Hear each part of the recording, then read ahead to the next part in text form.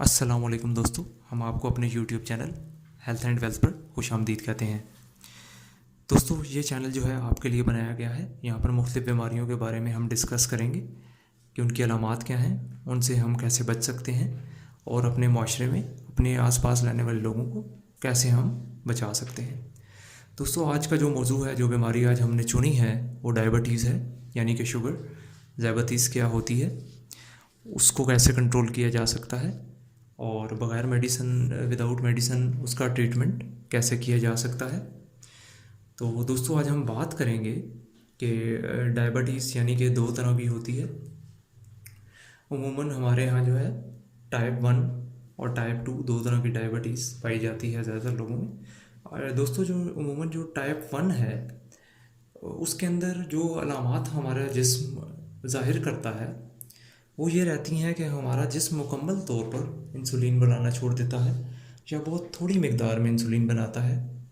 Insulin के बगैर blood sugar हमारे जिस्म में मौजूद सेल्स में दाखिल नहीं हो पाती, जिसकी वजह से शुगर लेवल हमारे जिस्म में बढ़ना शुरू हो जाता है।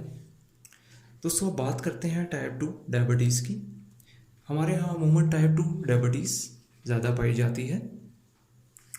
दोस्तों, टाइप 2 डायबिटीज़ में हमारा जिस्म इंसुलिन के खिलाफ रेजिस्टेंस पैदा करता है।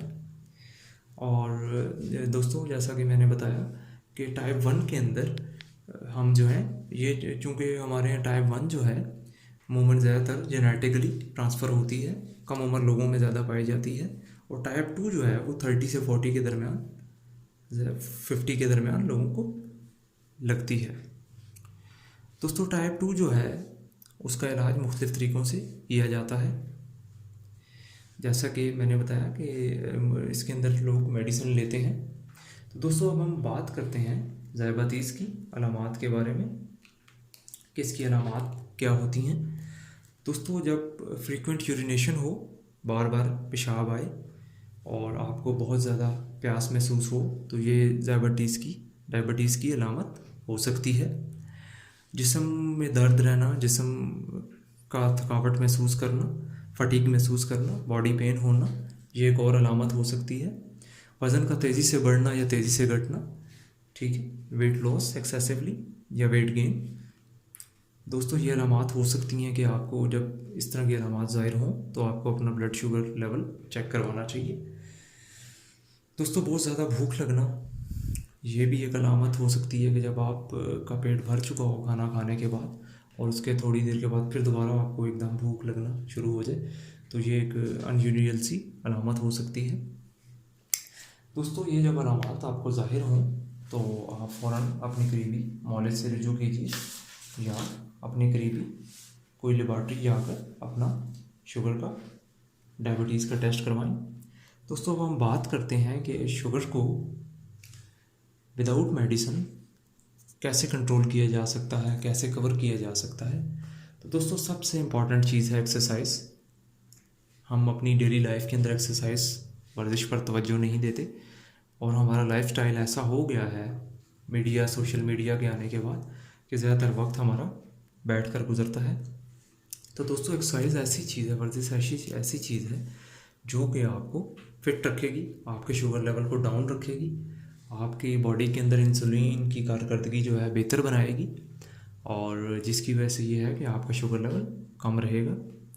दोस्तों, आपने खुराक के अंदर फाइबर रिच फूड्स लेने हैं, जिनके अंदर फाइबर पाया जाता है ज़्यादा, वो आपने ग़िज़ाएँ इस्तेमाल करनी है। क्योंकि दोस्तों, फाइबर जो है वो इंसुलिन को एक मौका फराहम करता है कि वो शुगर लेवल को आपके बढ़ने ना दे और इंसुलिन की कारकर्दगी को बेहतर करता है। दोस्तों, ये जो बेकरी आइटम्स हैं, मिठाई है और चीज़ें हैं बेकरी से रिलेटेड, कोल्ड ड्रिंक्स हैं, दोस्तों ये आपने बिल्कुल नहीं लेनी, क्योंकि ये आपके बॉडी के अंदर शुगर लेवल को एकदम हाई स्पाइक देती हैं, जिसकी वजह से शुगर लेवल बॉडी के अंदर बढ़ता है और आपकी ये कोल्ड ड्रिंक्स और बेकरी आइटम्स खाने के बाद कुछ टाइम के बाद एनर्जी डाउन हो जाती है और वेट गेन होना शुरू हो जाता है। दोस्तों, खाना जो है आपने कम मिकदार में खाना है, थोड़ी सी भूख छोड़कर खाना खाएं ताकि आप जो हैं फिट रह सकें। ज़्यादा खाना खाना आपको शुगर की तरफ लेकर जा सकता है। दोस्तों आपने जो है कार्बोहाइड्रेट्स जो हैं उनको काउंट करना है कि आप दिन के अंदर कितने कार्बोहाइड्रेट्स ले रहे हैं।